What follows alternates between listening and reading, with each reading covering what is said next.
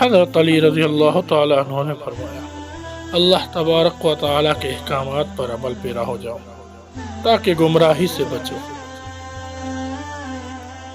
دانائی سے راہ ملتی ہے جبکہ ناسمجھی گمراہی کی علامت ہے۔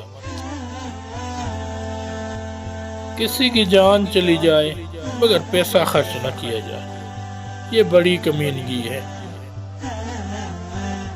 کمینہ پن برائی کو دعوت دیتا ہے اور ذکر الہی سے سینہ کھلتا ہے۔ اپنی کامیابی پر خوشی نہ مناؤ کیونکہ تم نہیں جانتے کل کیا ہونے والا ہے۔ حضرت علی رضی اللہ تعالیٰ عنہ سے کسی نے پوچھا، اگر کوئی اپنا ہمیں بھول جائے تو کیا کیا جائے؟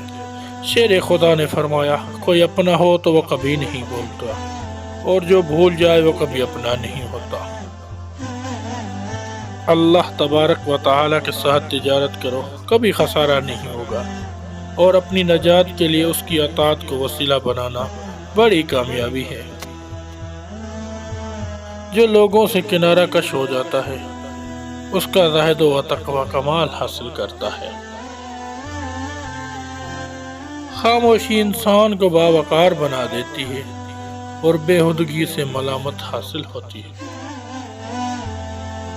خاموشی فکر کی کھیتی ہے اور دل میں کھوٹ رکھنا برائی کا بیج ہے۔